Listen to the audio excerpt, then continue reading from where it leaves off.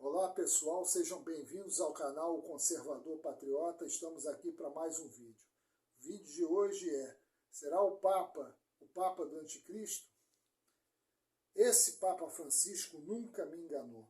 Ele sempre defendeu causas globalistas e maçônicas, totalmente contrária aos dogmas e princípios da Igreja Católica. Como, por exemplo, o casamento entre pessoas do mesmo sexo, que inclusive é contra os princípios bíblicos basilares do cristianismo. Além disso, sempre prestigiou ditaduras comunistas e assassinas e genocidas, sem se importar com as perseguições existentes nesses países contra os católicos e cristãos. O caso da Nicarágua é emblemático. O ditador Daniel Ortega vem prendendo e matando padres e queimando igrejas, e esse Papa disse apenas de uma notinha, parece que ele falou só numa notinha, sobre isso. Agora, em uma entrevista, ele disse que o Lula foi condenado sem provas e que a Dilma tinha as mãos limpas, sugerindo que o impeachment era um golpe, e dando a entender que ele mesmo era um comunista. Se ele é comunista, ele jamais poderia ser padre ou sequer um papa, pois o comunismo e o cristianismo são doutrinas antagônicas e excludentes. Enquanto o cristianismo prega o amor a Deus sobre todas as coisas e ao próximo como a ti mesmo, o comunismo prega a luta de classes, a revolução, o extermínio da burguesia pelo proletariado, a guerra, o fim da propriedade privada, que é um direito natural erigida pela Igreja Católica, porque foi a Igreja Católica que promoveu o direito de propriedade, o fim da família, também um princípio católico, e principalmente o ódio à religião. Para o comunista, a religião é o ópio do povo. Marx era ateu e alguns dizem até satanista, portanto incompatível com os ideais revolucionários. Como a Igreja Católica chegou a esse ponto de ter um Papa que se diz comunista? Tudo começou na década de 1950, quando Nikita Khrushchev, o ditador da União Soviética da época, criou a famigerada Teologia da Libertação, que na realidade era uma das muitas estratégias para a destruição da cultura ocidental. Como mais tarde vieram a hegemonia cultural e a guerra cultural. E se resumia em colocar agentes soviéticos infiltrados na Igreja Católica e propagar a ideologia comunista disfarçada de cristianismo. Não podemos esquecer que a União Soviética sempre foi patrocinada pela família Rockefeller. O Nelson Rockefeller era o frente, na época, do sistema maçônico comunista e globalista da Nova Ordem Mundial, conhecida por máfia da Nova Ordem Mundial. E esta apoiava, então, Khrushchev. Este, ao se desentender depois com os Rockefeller, caiu em desgraça e subiu o Leonid Brezhnev.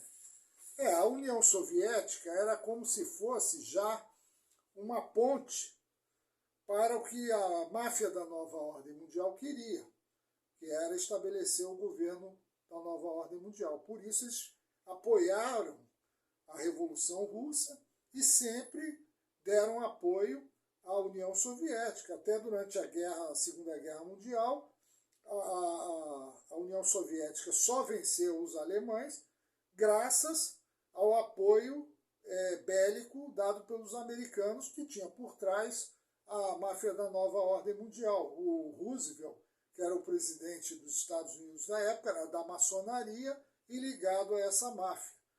Então, a União Soviética, ela, enquanto o Ocidente trabalhava capitalista, a União Soviética, ela tinha a KGB, né, foi a NKVD primeiro, depois virou KGB, que ela promovia todas as formas de... ela trabalhava em prol da destruição da cultura ocidental, da destruição do Ocidente, com o apoio da máfia da Nova Ordem Mundial.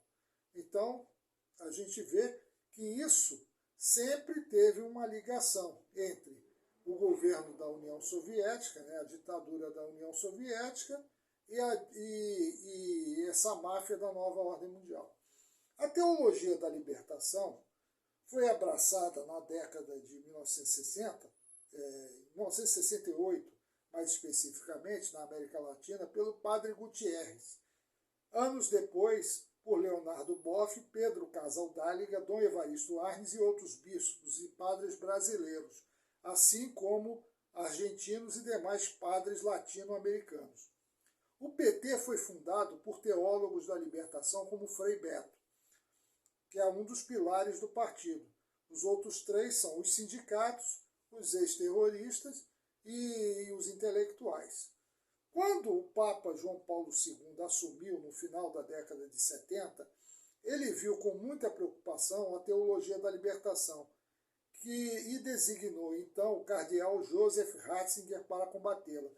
Porque essa teologia da libertação, ela começou a se propagar como uma metástase, né, um câncer dentro da Igreja Católica na América Latina, atingindo principalmente as pessoas mais pobres.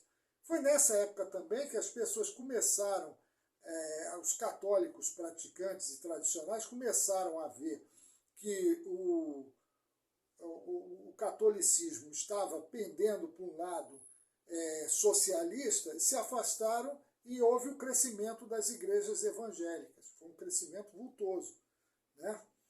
De fato, ele constatou, ele se opondo a ela no nível acadêmico, se esquecendo do político, pois esse se alastrou. Ou seja, o Ratzinger, ele trabalhou contra a teologia da libertação, mas no nível acadêmico. Ele se esqueceu de combater na política, dentro da igreja, né, que já tinha dominado boa parte da igreja na América Latina.